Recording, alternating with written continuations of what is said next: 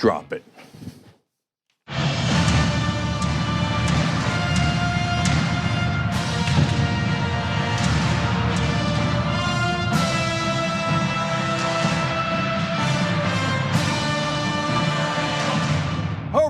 Power panel. Cenk Ugrandikas, Matt Kirsch's back, everybody. Hey, how you doing, how's it Matt? going? Nice to be back. Great to have you. He was in NBC's Last Comic Standing, Comedy Central's Midnight. He's a writer on Jim Jeffries' show on Comedy Central, nominated for a Writers Guild for America award. Thank you. His podcast is Probably Science, but he's still not sure.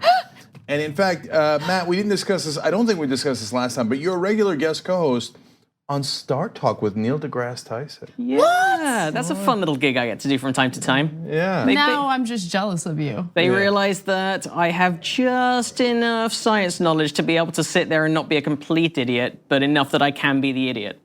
Okay, That's, you know why? Because it's probably science. Well, that's very much why we put that in the title of our podcast. We knew we couldn't have definitely. Okay, so lots to get to today. Unexpected anger at Whoopi Goldberg, of all people. Why is that happening? Well, you're going to see that in a second. Acosta's back, and so is Ocasio-Cortez. I don't know if you guys know this. I'm tidying up in the middle of the show. I like a little housekeeping going on. Yeah, I need pens because I'm a writer. Okay, and the conservative writer, or I guess he's conservative, works for the Washington Examiner, commented on her clothes and honestly on her posterior. And so we will have that discussion a little bit later on in the show.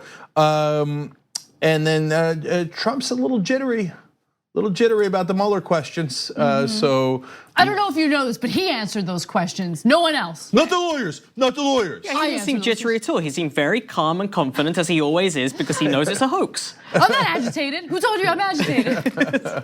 People say I'm agitated, but a lot of people say I'm not. So a lot of people say there's good agitated people on both sides. Okay, and I answer the questions from the standpoint of me. Okay. Anyways, so I'm so jazzed up about the first story. Let's go. Let's do it. All right. There are calls within the Democratic Party to announce a new Speaker of the House. Now, Nancy Pelosi still wants to be the House Majority Leader. She is not planning on stepping down. However, there are calls for her to do so, and there are other individuals within Congress who feel like they would do a better job representing the Democratic Party. Congresswoman Barbara Lee is one of those Congresspeople.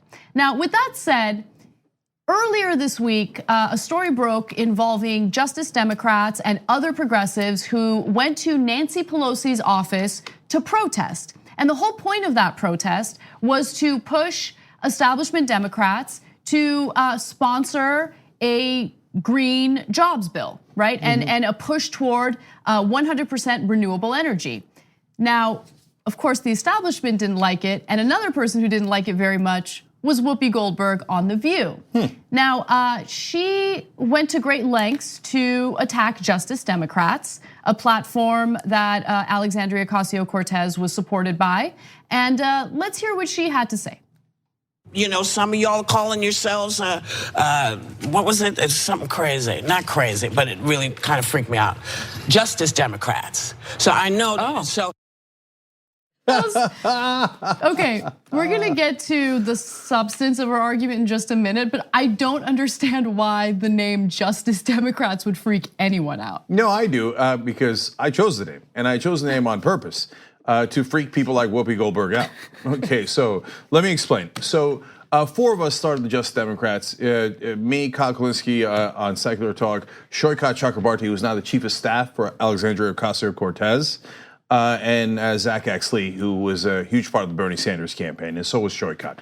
So Shoykat is the most pivotal person. He helped get Alexandria Ocasio-Cortez elected. He ran Just Democrats for a long time. Alexandra Rojas now runs it. She's a wonderful organizer. Okay, so now, why do we pick the name Just Democrats? Because of 2 things, honestly. One is powerful. The other one is, a little fun. Okay. The powerful part is why justice? Because we're for social justice and economic justice.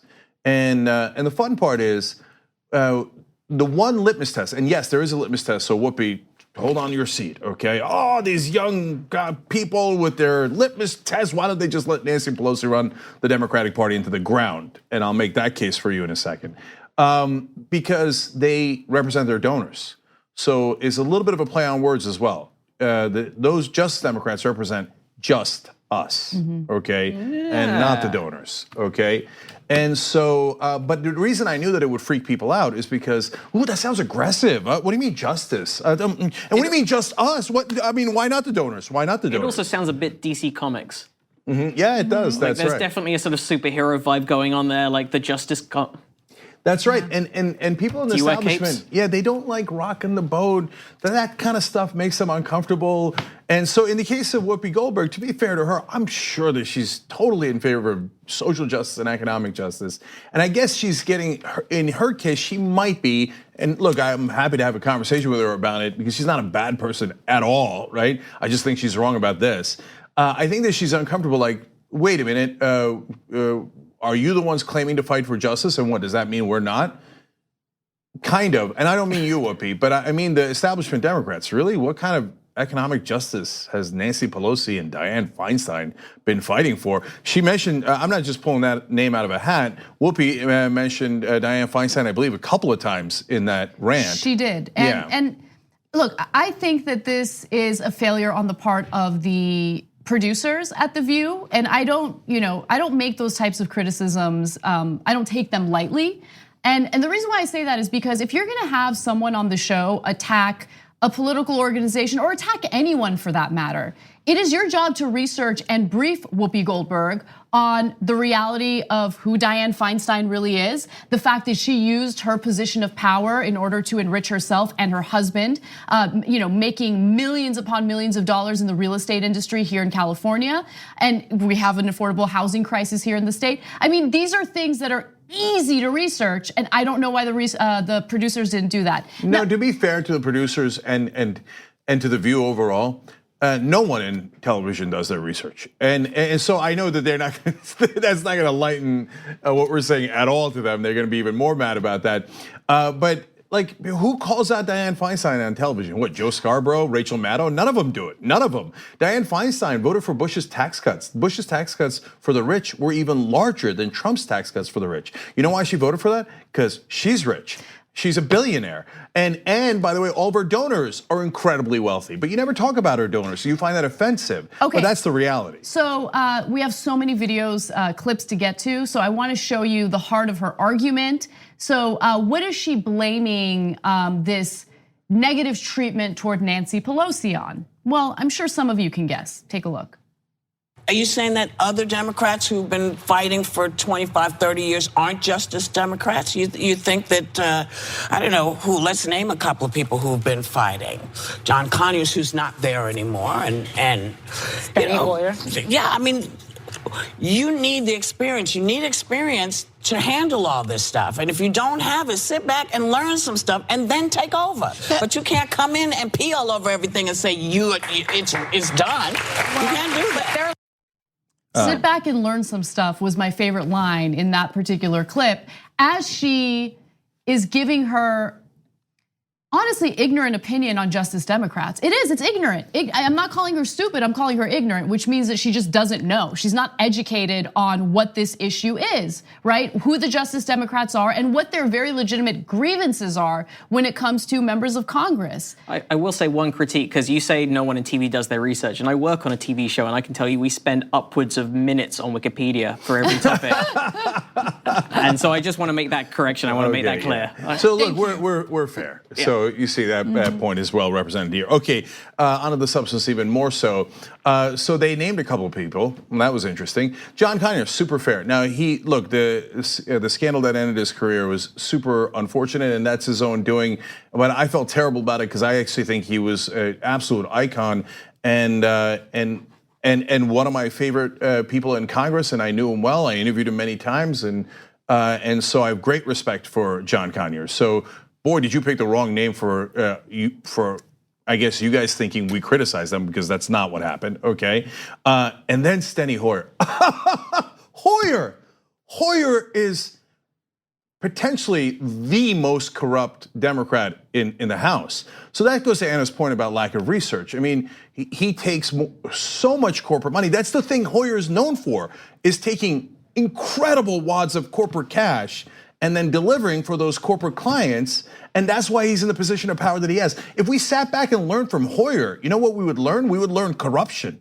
So we would learn, hey, you take a lot of campaign contributions from giant corporations and really, really wealthy people, and then you give them tax cuts, and then you turn around and say, well, there's nothing we could do. The Republicans made us do it, golly gee. We lost again, what could we do? We lost again, what could we do? I know, Jake, but what you don't understand is that Steny Hoyer has a lot of experience in corruption. And so- That is not what I want to learn. Right, now there's more, take a look. Reportedly, some of the newly elected female Democrats are part of a so-called pink wave who are questioning whether Nancy Pelosi should be Speaker of the House. They say, you know, she's too old, she should step aside and let the new folks. So, okay. Yeah. If you're gonna be the new folks, you also need to do your homework. Let's take it, for example, a Nancy Pelosi or a Dianne Feinstein. Two women battling and still at work. Right. Battling their male counterparts on both sides, okay? Nancy Pelosi got most of that Obama bill through.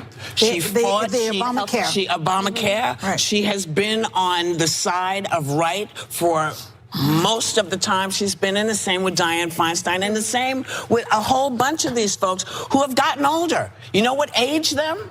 Fighting for the right to be an American 100%. No one has ever accused Nancy Pelosi of being too old to be Speaker of the House. I mean, a lot of the people who are calling on Nancy Pelosi to step down as Speaker are the very same people who wanted to elect Bernie Sanders as the president of the United States. But Bernie Sanders is no whippersnapper. And I do know people who say that politicians are too old. It's establishment Democrats who say it about Bernie Sanders nonstop. And then they'll turn around and go, Joe Biden's the right guy. Joe Biden and Bernie Sanders are 1 year apart. They say Nancy Pelosi is wonderful, and Steny Hoyer is wonderful, and all those people in Democratic leadership are about the same age as Bernie Sanders. In fact, I think they're older. But they'll say, Bernie Sanders is too old, we need young blood. Don't you dare say Nancy Pelosi's too old. But by the way, we don't. So if you ask progressives who they support for that leadership position, Barbara Lee has not asked for it, and she's not campaigning for it, but I don't care. Barbara Lee is wonderful. And it's not like she's Alexandria Ocasio-Cortez, who's 29 years old. Barbara Lee's been around for quite some time and has the right experience. So why does she have the right experience? Because she was the sole vote, not only against the Iraq war, where there were other votes, but the sole vote against Afghanistan war. And she was brave and she was courageous. On the other hand, the person you named, Dianne Feinstein, voted for not just Afghanistan, but for the Iraq war. And then her husband made money off the Iraq war. He got contracts in that war. But you see, so that's where I then more than agree with Anna when she says you didn't do your homework. Because then Whoopi claimed that Justice Democrats didn't do their homework. You want to do a pop quiz on policy? No, you don't. No, you don't. Okay, so Feinstein has the wrong kind of experience, always voted for wars and tax cuts for the rich, whereas Barbara Lee has wonderful experience that those young women of color who won those races when none of you believed in them, by the way, but we did, could learn from Barbara Lee's experience. She would be an excellent Speaker of the House because she's fought for all those right things. I'm going to come back to Master Legislator in a second. Oh, I will say, yeah, we had Barbara Lee. Jim interviewed her on our show. She was awesome. I will say, you know far more of the facts than I do, but I do know for a fact one thing that Whoopi said that was wrong, where she said what aged her was fighting for justice. I think it was actually what aged them both was the passage of time. Right. I believe that's a fact. They actually both, I mean, like, maybe Feinstein less so, but Pelosi looks pretty young for someone her age. She looks pretty relaxed. Yeah. It's just not. She doesn't look like someone who was aged before her time. Yeah. And it's not about age. It's not about physical appearance. It's about policy. And this push to slander a very important movement at this moment, especially at this moment, it's just sad. It's sad because, all these calls for unity within the Democratic Party solely focus on getting progressives to fall in line, right? Yep. Get in line, fall in line, pay your dues. How dare you? We have a process here. And look, one of the biggest issues that progressives have with someone like Nancy Pelosi is that after nearly 2 hideous, horrible years of Donald Trump and his unbelievably horrific policies, after the Democrats win the House, Nancy Pelosi calls for unity and bipartisanship. No, we don't want bipartisanship with someone like Trump. Okay, the Republicans are too far gone. Bipartisanship is over as long as they're falling in line with someone like Donald Trump. So to have Nancy Pelosi, after all this, come forward and say, it's time to unite, now it's time for bipartisanship. No, we're not having it. Okay, one more clip. Let's take a look. The woman who wants to, can't one of the pull on women who's them. challenging her is a 60-something-year-old woman. It's not really about her age. No, but as I Marsha said, Fudge, if you're I believe reading, it is, if you're yeah. reading the Justice Democrats thing, and they're talking about gathering all these people to get rid of the old guard. Yeah. Who have not been fighting for the justice. They've been paying money, getting money for the big. It's like, who are you talking about? Well, she's tough too. I mean, you need somebody tough like her. You need somebody. She's not afraid of the rain like some people. She knows how to raise money. She knows how to rally votes. She'll go out in the rain and I'm just fight. saying, I don't mind a healthy fight, but don't make it about because you're old, you can't do this anymore. Yeah. No one's made that argument. No one said, oh, Nancy Pelosi's old, she can't do this anymore. I mean, it's frustrating. It's so frustrating. Okay, so if you noticed, Abby Huntsman jumped in there. She goes, she knows how to raise money. Yeah, I know. That's her big claim to fame. My God, if there are corporate interests we need to serve, Nancy Pelosi will go out there and raise money from them and make them promises, which we're gonna get to in a second as well, to give you even more specifics. And Joy Behar, as usual, was the most correct when she jumped in and said, no, the person they're backing is, in their 60s. And another point in this rant by Whoopi Goldberg, she said, why don't they ever go after Mitch McConnell? Have you ever seen what we've done to Mitch McConnell?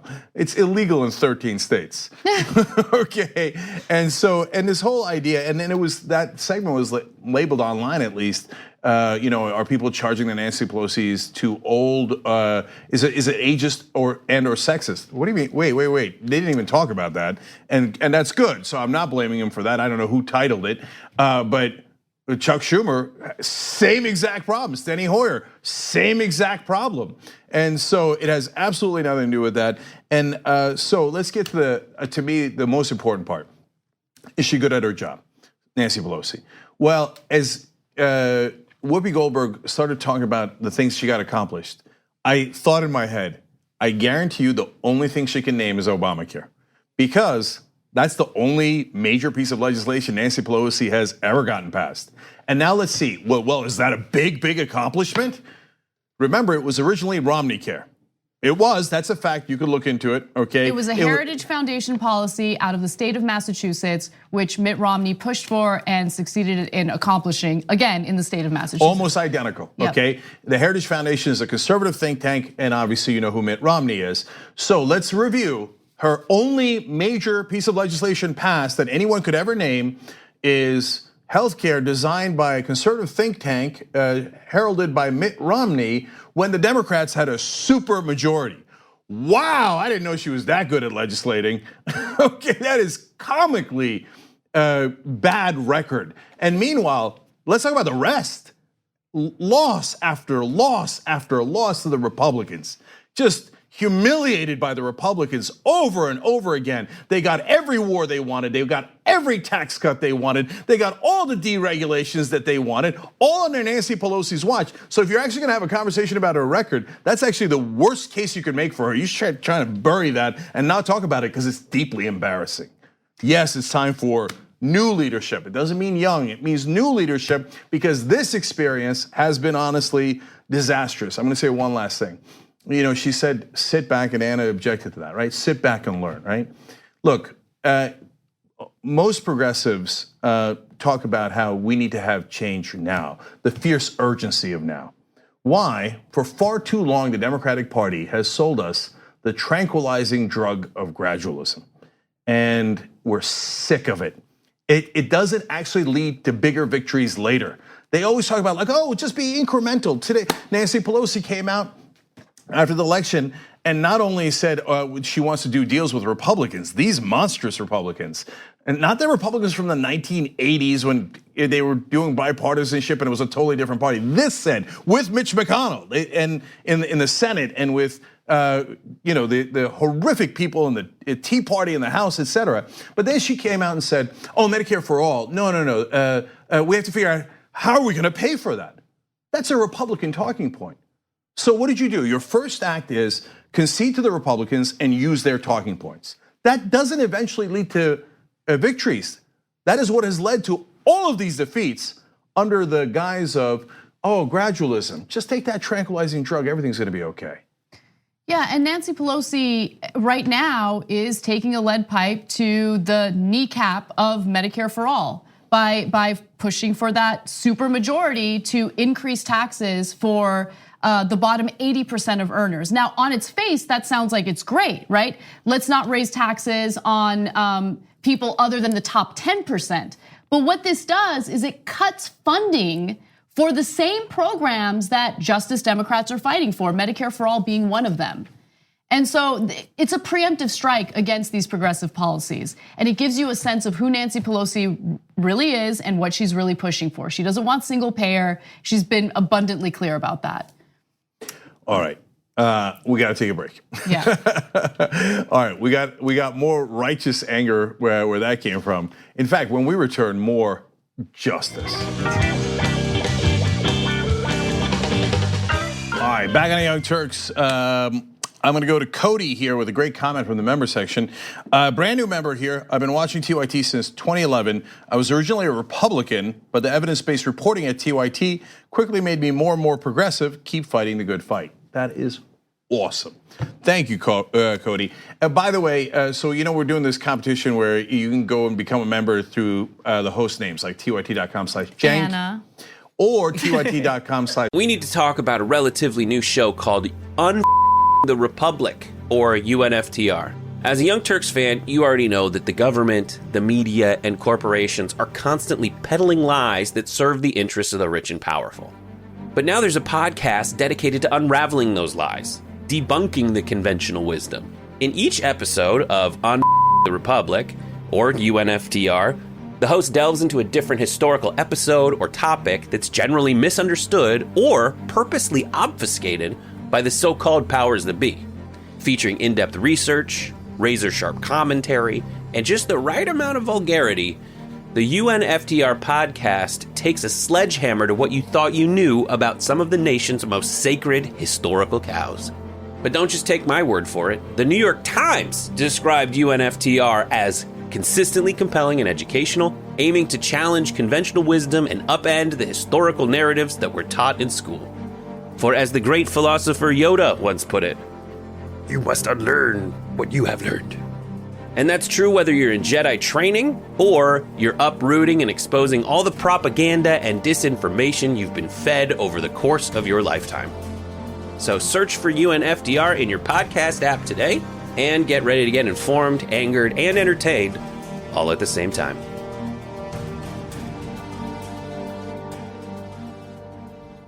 Jank. Anna. Okay. Oh, you don't like that. Or Jana. That's not a thing. Okay. And I've been complaining all week that I have not been able to catch John Idola. I'm starting to get pretty pissed about it. You know what? I can't accept that. You know what'll really work with the audience? By getting like super salty and agitated about it. I'm sure that'll persuade them to sign up under your name. Yes, I think it will. That's my only move. That's my go-to move. That's the Uger maneuver. Okay. Tantrum your way to success. Yeah. So Which brings us to the White House, are we? Well, it's begun to work. I was down by 12. Now I'm only down by 4. So by the end of the show, can we put me over the top here? tyt.com/jank. Okay, let's pass. Johnny Pie. Yeah. That's my buddy, though. Oh, buddy. Hey, little buddy. Okay. Anyway, he's not on the show, is he? Yeah, sad day. Whereas I've been here all week. All right. So let me tell you about specials that I am bringing for you guys. You're crazy. I alone can bring you these specials. No, I'm kidding. All right, seriously, November 19th and November 20th. That's next week, Monday and Tuesday. November 19th, members get to ask us questions, and a lot of you will be on video, so you'll get to. It's a thing called Shindig, and your face appears next to our face. Anyway, you get it. You'll ask questions, and we'll make the post game live for everybody. So make sure that you stick around for after Rebel headquarters on November 19th. But you got to be a member to ask a question. Okay, so tyt.com/Cenk, obviously. All right, and then on the 20th, Bananas Bonanza. Okay, you're gonna love the show on the 20th. We've got a massive surprise for you guys. Massive surprise on the 20th. So we got a regular show and then a 3-hour special afterwards with actually a couple of different surprises, but one giant one. So I think you're gonna love that. All right, I gotta go. So I'm gonna just read 2 more comments here. Robert F. Strickland, Whoopi, love you, but you need to join TYT to get enlightened. I like that. And then Mars. Then 1991 on Twitter says, Nancy Pelosi had a super majority in the House and said it was too hard to pass the full healthcare for all part of the same bill. Instead, she negotiated with the Republicans to the watered down version that came out. That's not a fighter, that's a Chamberlain. Okay, so that's pretty harsh, but the facts are pretty accurate. And oh, right, and I also need you to panic about one other thing. It's day 3 of 10 days of Black Friday. So if you buy over $100 at the shop, shoptyt.com, free shipping. But this is the only day that there's free shipping. We're not playing. Only day where there's free shipping. Need to panic right now if you're buying orders over $100. Perfect for Christmas shopping, shoptyt.com. All right, Casper, what's next? All right. The Jim Acosta press credential saga has come to an end, possibly, with the judge ruling in CNN's favor and allowing for Jim Acosta to receive his press credentials in order to cover the White House. Now, Acosta's press credentials, of course, were taken away following a heated exchange he had with Donald Trump a day after the midterm elections. And that was a violation of the First Amendment and the Fifth Amendment. And it appears that Judge Timothy Kelly agrees. So the judge, who is a Trump appointee, granted CNN's request for a court order that would temporarily reinstate Jim Acosta's White House press pass. Now, Sarah Huckabee Sanders has responded to this by saying, today the court made clear that there is no absolute First Amendment right to access to the White House. Okay, let's stop right there. That is not what the court made clear. What the court kind of made the opposite clear. But in the alternative facts, the court ruled in their favor. I don't know why Jim Acosta is back in the White House, but on their planet, he isn't. Her statement continues to say, in response to the court, we will temporarily reinstate the reporter's hard pass. We will also further develop rules and processes to ensure fair and orderly press conferences in the future. There must be decorum at the White House, says a woman who is working for a man who says things like grab him by the pussy. But that's not in the White House, to be fair. Yeah, but maybe he grabs them in a decorous way. Right, right. I mean, he does it with grace and charm. The leader of this country doesn't even understand what decorum is. I mean, he gave a speech today about Antonin Scalia and honored his wife and mentioned how many kids they have. And in that speech said, wow, boy, you guys were real busy. I mean, how about let's not talk about the sex life of Supreme Court Justice who for so many reasons. Away. Yeah. For so many reasons, I don't want to know about Scalia's sex life. Totally. Yeah. So anyway, I want to quickly go to Trump's video real quick, and then we'll comment. Take a look. Just people have to behave, and they have to do. We're writing up rules and regulations to make our position. I think you were treated very unfairly, both of you. I think you were treated very unfairly because you have somebody interrupting you, and if they don't listen to the rules and regulations, we'll end up back in court and we'll win. But more importantly, we'll just leave, and then you won't be very happy because we do get good ratings. We want total freedom of the press. That's very important to me. It's more important to me than anybody would believe. But you have to act with respect. You're in the White House, and when I see the way some of my people get treated at press conferences. It's terrible. So we always have the option of just leaving. If we feel that things aren't being treated properly, that people aren't being treated properly, we always have the right to leave. And I think the other media, the other press in the room will not be very happy if that happens. But I've instructed my people, when they're not treated properly, you have the right to just leave anytime you want. It's a child going, oh yeah, I could take my ball and go home. Yeah, you didn't think about that. Yep. Says that in the Constitution. Yeah, right there in the. The Constitution says it's the president's ball and he can go whenever he wants to go. Seventh Amendment, look it up. Okay. Now it's unclear. He talked about regulations within the press pool. It's unclear if for every new press-related regulation, he's going to repeal 2 other regulations. But we'll see. We'll see because he does believe in the free marketplace of ideas. Yeah. So. But it's also an admission that they clearly did this in a way that was nowhere near legal or constitutional. So when the judge who ruled in this case, Timothy Kelly, it was picked by Donald Trump. Okay, and so a Trump-appointed judge was like, yeah, no, not even close to right. So that's why he goes, okay, we'll get some new strong rules and regulations. Yeah, like maybe you should follow the law next time. That's a rule and a regulation.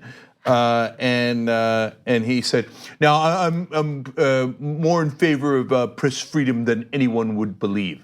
Well, that's true. No one would believe it for a good reason. He's finally honest for once. By the way, so as we had stated, the press pass at the moment is temporary. So what does that mean? Well, this case is ongoing. So according to reports, Kelly, meaning the judge, ruled that the White House had violated Acosta's due process. He ordered both parties to file a joint status report next week on how to proceed in the case. This is now my speculation, but my guess is, as with everything that's happened with Trump in the past, this story will just go away because you can't violate the constitutional rights of Americans and especially the press. I mean, the whole point of them being there is to ask you questions, even questions that you don't like. And so I don't know how he plans on fighting this moving forward. My guess is he won't. I mean, maybe, what if they do just ask him questions that he likes? Maybe that's a good compromise. Like if they just ask things like, how did you get so brave and powerful? But look. But that is really his idea of that is freedom of the absolutely, press. like Yeah. that's a good suit. Where did you get it from and who made it? And the tape you have on the back of your tie, genius. You're the first person to think of that. But is it unfair to say that the press was kind of like that prior to Trump?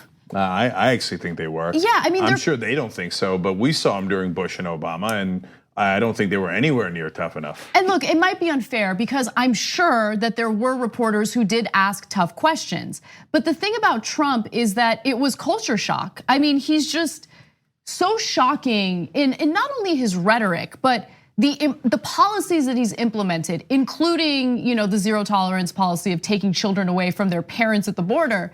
It's just such a shock that reporters were kind of, I guess, taken out of their complacency and then forced to do their jobs, which is, I guess, one tiny silver lining in the Trump era. He did say something in that last piece of nonsense that I wish wasn't true, but is true. Because when he said, we'll leave and then you'll be sad because we get good ratings.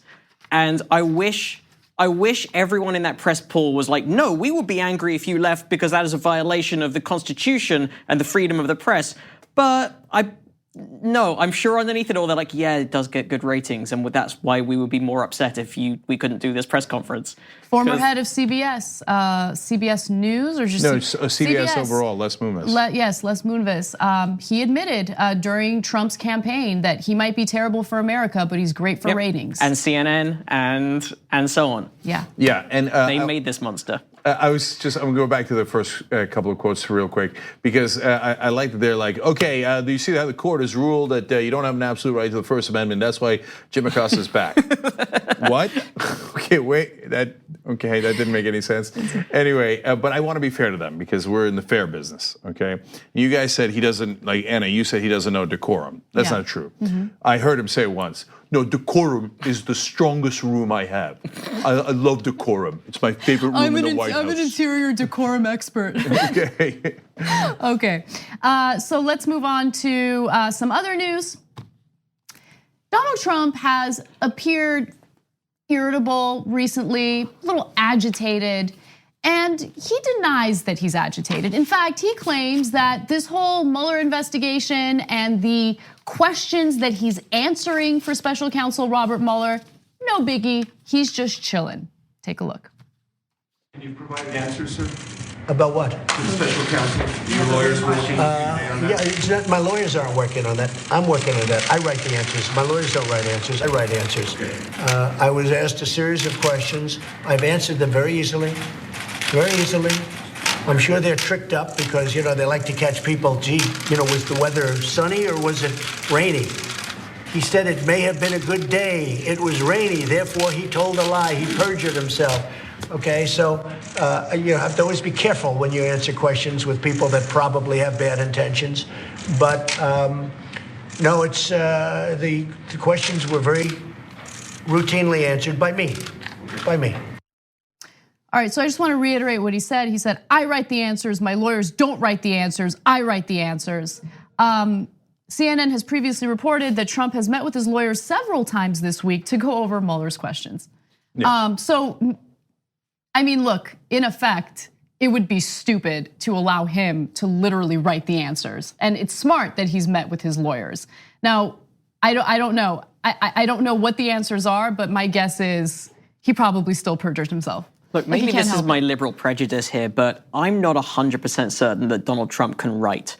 So I don't know. I haven't seen full evidence that he's ever written anything other than his own name, which he very proudly shows off whenever he does it. So I'm not 100% sure that he's mastered other words. Yeah. But maybe this is me. Maybe that's my prejudice speaking. Yeah. No, to be fair, he does do tweets, and in the tweets. He misspells, 10% of the words, capitalizes randomly for no reason, 50% of the words, including on this issue that he says he's not concerned about at all. No. It was easy. That's why he sent out a tweet saying, it's a hoax, it's a terrible witch hunt. Like, all caps, of course, screaming into the abyss. And that's what people who are not concerned often do. Yeah, exactly. Now, he has been accused of being agitated. Is he? I don't know. Let's hear. You on Twitter yesterday seemed a bit agitated about what you might be perceiving the Mueller investigation. No, I'm not agitated. It's a hoax. The whole thing is a hoax. There was no collusion. But did anything trigger that set of tweets? No, not at all. No, I'm very happy. I'm very happy with the White House. I'm extremely happy with our country. We're doing better on the economy. Maybe it's the best economy we've ever had. They may be the best unemployment numbers and employment numbers that we've ever had. What does that even mean? Did he say best employment numbers and deployment numbers? No, unemployment and employment. I see. I thought he said deployment. He denies that he's agitated in the same tone that a guy in a bar insists that he's good to drive. Yeah. It's like, I can just give me my keys. Just give me my keys because I am fine. There's no agitation. We're all good. We have the best unemployment numbers and employment numbers, whatever that means. Both ways. And numbers. We have the strongest numbers there are, okay? So non-agitated people do not scream on Twitter. That's just not a thing. And so look, on the issue of the lawyers, Anna's totally right. I mean, if they're not incompetent, which is a big if, one of his lawyers is Rudy Giuliani, of course they'd write the answers for him. And at a bare minimum, what they would do is, and lawyers do stuff like this, they'll say, now, we want to be clear here, Mr. President. We are not writing these answers. You are writing these answers. This is just our suggestion for what you are writing. Okay, and that way he can turn around and go, no, I wrote the answers. I wrote them. My lawyers told me I wrote them when they gave them to me. Which, by the way, is so perfect for someone like Trump because he likes to take the credit for everything. Yeah. So no, I got no help. I wrote those answers. I wrote the answers. Yeah. I'm a self-made man who inherited no money from his dad. No, only $1 million loan, which I returned with interest. Which turned out to actually be $400 million, but whatever, nothing. Yeah. And it wasn't a loan, it was just given to me. But but the other alternative is actually better / worse. So look, if the lawyers did that, that's their job. It wouldn't be that big a deal. That's what they should do, right? But there's some chance that Trump's being honest because he can't help himself. You remember that hilarious doctor's note when he was running for office where he said, this is the healthiest person who has ever run for office. He would be the healthiest president ever. How could a doctor possibly know how healthy George Washington was, let alone George W. Bush, let alone anyone? Like, I mean, I guess Taft, you could argue, was not that healthy. I mean, we saw those pictures of Obama at the beach. Yeah, like, okay. I mean, it's kind of hard Kennedy. to say you're the healthiest You're president. saying you're more healthy than Prime Kennedy? Yeah. Crazy. Trump eventually, when he was in office, ordered his goons to break into his doctor's office and steal his own medical files, which is an unbelievable story. But he's done so many outrageous things that nobody even talks about it. Anyway, at that point, the doctor came out and said, "Yeah, no, I didn't write the letter.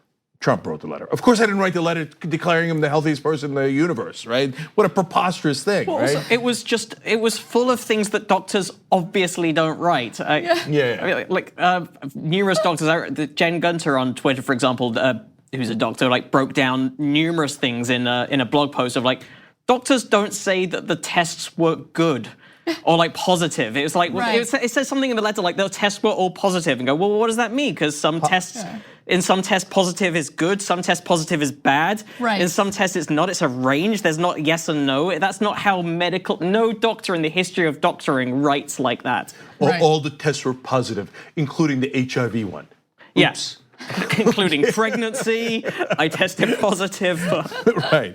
And the last one is that he wrote the answers in the infamous now Russian meeting that Donald Trump Jr. And Kushner and Steve Bannon, et cetera, had. Not Bannon, sorry, Manafort. And in Trump Tower. And they said to Donald Trump Jr., "Hey, did you have this meeting?" And Donald Trump on Air Force One insisted on writing Donald Trump Jr.'s response himself. And of course, because he couldn't help himself, he lied all over that response. Then they lied that he didn't write it.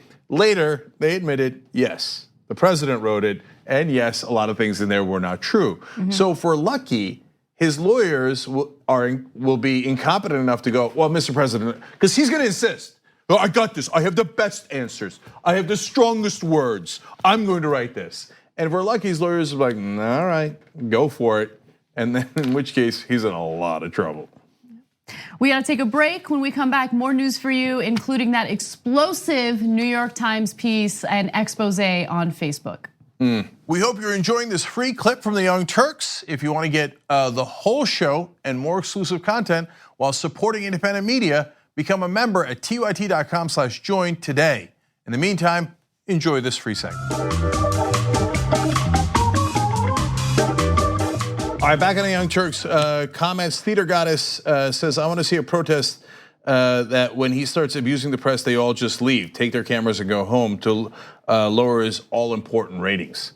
Now, yeah, it's absolutely right. If anyone's more obsessed with ratings than at TYT, we frequently talk about all the ways that big tech companies are taking control of our online lives, constantly monitoring us and storing and selling our data. But that doesn't mean we have to let them. It's possible to stay anonymous online and hide your data from the prying eyes of big tech. And one of the best ways is with ExpressVPN. ExpressVPN hides your IP address, making your active ID more difficult to trace and sell to advertisers. ExpressVPN also encrypts 100% of your network data to protect you from eavesdroppers and cyber criminals. And it's also easy to install. A single mouse click protects all your devices. But listen, guys, this is important. ExpressVPN is rated #1 by CNET and Wired magazine. So take back control of your life online and secure your data with a top VPN solution available, ExpressVPN. And if you go to expressvpn.com/TYT, you can get 3 extra months for free with this exclusive link just for TYT fans. That's expressvpn.com/TYT. Check it out today. TV executives, it's Donald Trump. Of course. Yeah, if they all left, he'd be in a panic. He'd be like, "Where's my beloved cameras and spotlight? Somebody give me the spotlight, please." But like, okay, so just quickly, experience does matter. And his experience, his whole life has been about marketing and ratings. So he tackles everything from that mindset, and that doesn't work in politics. Yeah, but it has worked because he's managed to gain presidency through selling empty. I mean, he managed to in his campaign, he managed to manipulate the press and the TV stations to covering an empty podium for upwards of 45 minutes. Yeah, it works for him. Let me be clear. It works for him. It doesn't work for the country and our best interests. Yeah. In fact, Ohio Packer Ash wrote on Twitter, it's amazing that after almost 2 years in office, the president is still obsessed with ratings. Remember, the president's supposed to represent the rest of us? Not be worried about his own ratings. I know, it seems like an antiquated thought. Ross in the member section says, the Trump magic decoder ring, take everything that comes out of Trump's mouth and flip it. And if he says, believe me, that's a definite lie. Believe me, that's true. And Elliot in YouTube Super Chat says, they left another item off their list, referring to Pelosi and Schumer, a record number of federal and local seats nationwide for 10 years. Nancy Pelosi and Chuck Schumer have the same problem that cost us 2016, corruption. Yes, those two unfortunately have lost, along with Obama, an unbelievable number of seats in their reign. So if that's what being a master legislator is, no thank you. All right, I wanna check our thermometer. We haven't checked our thermometer in a long time. So the tyt.com/jank to join, obviously, and become a member. By the way, it's a cup of coffee, $4.99 a month, the lowest level of membership. Still gets you all the shows. Yeah, and it's super easy to join, guys. We've made it easy. We've streamlined the process. tyt.com/Anna. You get to see issues that I'm passionate about on that page, in addition to being able to join as a member. $4.99 to be a member, and if you want to be an activist level member, you get some extra goodies. $9.99, not too bad. Yeah. It's actually $10. We decided to add the extra penny on that. Oh, really? Yeah, oh, okay. Because we're keeping it real. Okay. Anyway, progressive Netflix for a cup of coffee. All right, let's see the thermometer. Be on the left side of it. It's 36,457. God bless. So can I see 36,500 by the end of the show? That seems reasonable. That seems like a reasonable ask. Can we see that? And by the way, tyt.com/gift during the holidays to give the gift of TYT to family and friends as well. All right, Anna, what's next? All right. The New York Times discovered that Facebook had hired a right-wing Oppo research company in order to discredit any critics who went after the social media platform over Russian meddling, Cambridge Analytica, or any of the other disastrous news that broke in regard to Facebook following the 2016 election. Now, the name of the organization was Definers Public Affairs. And after this story broke, Mark Zuckerberg released a statement saying that he knew nothing about it and that they've cut ties with the organization. But here are some details about what this firm did. So, Definers urged reporters to explore the financial ties between George Soros and Freedom from Facebook, a coalition of groups that had criticized the company. The idea was to persuade reporters that the coalition was an orchestrated campaign by a rich partisan opponent. Now, this Oppo research firm didn't specialize in fake news. So I want to be clear about that. But what they did specialize in is propaganda. So when it comes to this coalition of Facebook critics, they tied it all back to George Soros, when in reality, not everyone in that group was given anything by George Soros. There were a couple people affiliated with this coalition who did receive grants, but they didn't receive the grants to specifically go after Facebook. And the coalition as a whole was not funded by George Soros. But it doesn't matter. There are so many anti-Semitic, so much anti-Semitic, anti-George Soros hit pieces out there that people will see it and they'll discredit anyone who's in part of the organization. I'm beginning to think that Facebook isn't a force for good. Of course it's not. I mean, come on. I'm starting to feel. I mean, this is really putting me off Mark Zuckerberg's presidential bid as well. Yeah. Yeah, he might be having issues with that. So let's break this down a little bit. So if you say George Soros puts money into some elections, that is true. And if you say you're against that, great. I'm against that. I'm against Soros and the Koch brothers. See, if you put it that way, then it seems like you might actually be against private financing of elections, which is the most reasonable thing in the world, and over 90% of Americans are against that. But if you keep saying it's just Soros, and he's the puppet master behind all of these movements, not just the elections, but he jerry-rigged it, a campaign to take down Facebook. Why would he do that? right? Like and why see the puppet master? Then you're spinning a tale that has old roots, terrible roots. Yeah, the second you start making any allusions to things, if the second you can kind of go, hang on, is the thing I'm alleging something that was drawn by Nazis? Yeah. Like, okay, maybe I'm on the wrong side of this thing. If there's a cartoon that Nazis put out that directly maps to the current conspiracy that I'm putting out into the world, maybe not. Maybe not the best. I like Matt's new Nazi cartoon rule. Yeah, that's, right. that's my solid. If there is ever a Nazi cartoon about it, don't do it.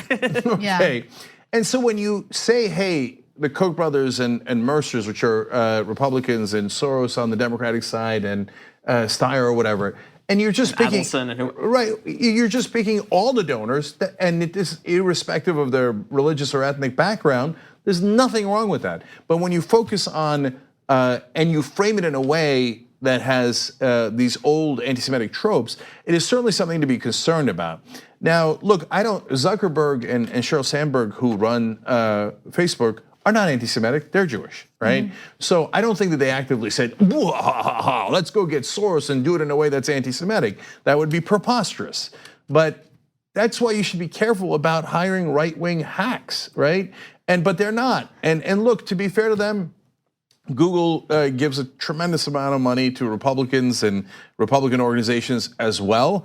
And the reason they both do it is because, and actually Facebook does not give as much to politicians. And so but now they've hired a whole squad of Republicans. John Kyle is supposed to tell us what's real news and what's not real news. He's a right-wing politician, and he was corrupt to begin with. He's the one that took all that huge donor money in the first place. So hiring all these Republicans because the Republicans yelled at you does not solve your problems. Unfortunately, what I was going to say is about both of them hiring lobbyists, et cetera, is that the system is so corrupt that if they don't hire them, they're behind an 8-ball, and then all of a sudden they get congressional hearings, et cetera. Google puts a lot more money into politics, and there were no congressional hearings about Google. Facebook doesn't put a lot. All of a sudden, Zuckerberg's in front of a committee. So what does he do partly in reaction? Let me hire as many Republicans as I can, funnel them money so I can buy them off. And I get the logic of it, but it's disturbing nonetheless. Rather than fixing the many wrong things with our company, we'll just go on the attack. We'll start money, we'll put out propaganda. They threw sex workers under the bus as well. They got behind the Sester and Foster bills when they broke ranks with all the other internet companies to under the guise of stopping sex trafficking, essentially making lives much more dangerous and difficult for sex workers. Because again, it was like they needed to get those senators who criticized them on side. Yeah, that was buried in the middle of the New York Times piece. I just want everyone to know, and I think at this point, people who are paying attention realize this. Silicon Valley and these CEOs and COOs are not, they remind me a lot of establishment Democrats, right? Where they say they're liberal, but they're only liberal when it comes to social issues. When it comes to other things like corruption, for instance, when it comes to protecting their bottom line and their profit motive, when it comes to those things, they're not so progressive. Yeah, and in the case of Facebook, it goes even further than that. First of all, Anna's 100% right. Anytime people say, oh, the media is liberal, or Facebook and Google and social media is liberal, it's not remotely true. It's actually half true. So on social issues, they generally are liberal. And by the way, that makes business sense. So they don't want to insult African Americans because African Americans are a big part of their customer base. They don't want to insult gay Americans, big part of their customer base. Very logical, right? And if you're a right winger and you like insulting those groups, Latinos, Muslims, and the list goes on, well, sad day for you. Yes, they are socially liberal, right? But economically, it's hilarious to call them liberal. No, they want giant tax cuts. They don't want any regulation, right? And almost all their positions on the economic side are 100% conservative. And if you look at Facebook's board, almost everyone on the board is a conservative. Some of them are even social conservatives, but every one of them is economically conservative. Exactly, yeah.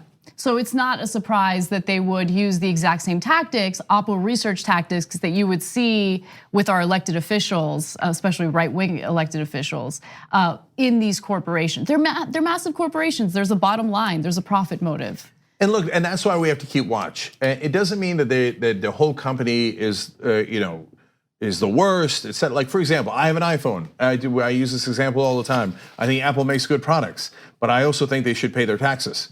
So oftentimes Apple pays no taxes, even though some years it is literally the most profitable corporation in the world. That makes no sense. That's insanity. And so when they buy off politicians and they do these kind of dirty tricks, it allows them to get away with something that the average American couldn't get away with. So look, obviously a lot of people like Facebook. That's why they use it. They have a giant customer base. But that doesn't mean that they should be hiring groups like this to especially given the kind of tropes that they use against George Soros, to do these kind of dirty tactics. All right, we got to take a break. Special thanks to Matt for joining us. Thank you so much. It was so good to have you. It's so nice to be here. Where can people find your work? So Matt Kirshen on most of the social media and all that kind of things, and then Probably Science is the podcast. If you want to watch that, that's Probably Science. All right, thank you. No. The podcast, by the way, is not like probably. It's about science. Yeah. The podcast is called Probably Science. It's called Probably Science. I just want to be clear. Definitely Probably Science is the podcast. It's definitely Probably Science, but just Probably Science. All right, no, I'm confused, but we'll be back. All right, Matt, you're awesome. Thank you so brother. much. We'll be right back. Thanks for listening to the full episode of The Young Turks. Support our work, listen ad-free, access members-only bonus content, and more by subscribing to Apple Podcasts at apple.co/TYT. I'm your host, Cenk Uygur, and I'll see you soon.